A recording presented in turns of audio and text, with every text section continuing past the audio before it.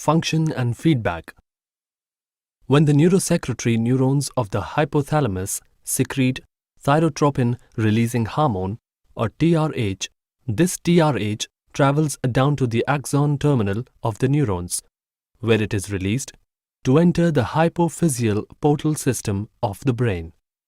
This hypophyseal portal system is essentially a bridge between the hypothalamus and the pituitary gland, particularly the anterior portion of the pituitary gland, passing through its network of capillaries to reach the anterior portion of the pituitary gland.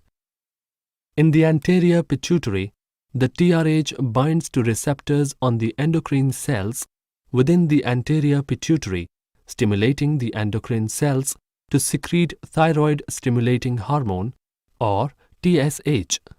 The TSH eventually enters the systemic circulation, ultimately reaching the cells of thyroid gland.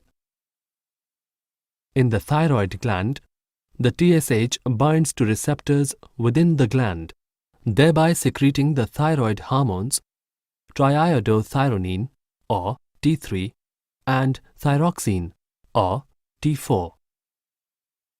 The difference between the T3 and T4 hormones of the thyroid gland are as follows. 1. T3 has 3 iodide molecules in its structure, while T4 has 4. 2. Although T3 is less prevalent in the body than T4, it exerts a much stronger effect on the body than the latter.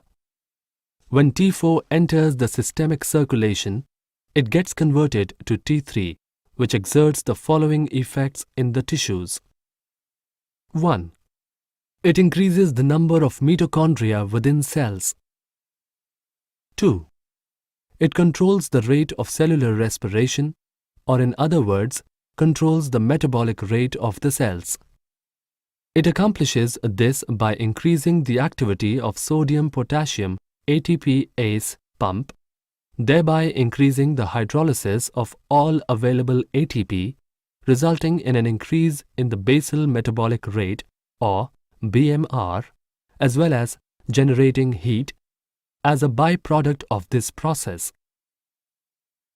All this creates a need for more ATP, which is mobilized through the energy stores of the liver and skeletal muscles, through glycogenolysis, the adipose tissue through lipolysis, and the breakdown of skeletal muscles to amino acids through proteinolysis, thereby providing substrates for cellular respiration.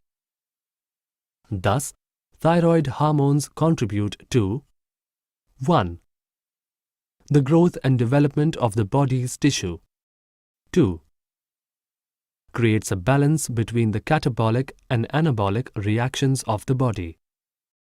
Increased T3 and T4 levels in the blood results in the hormones binding to receptors in the hypothalamus, thereby blocking the release of TRH or inhibiting the responsiveness of the anterior pituitary to TRH, thus creating a negative feedback which inhibits the rising levels of the thyroid hormones in the blood.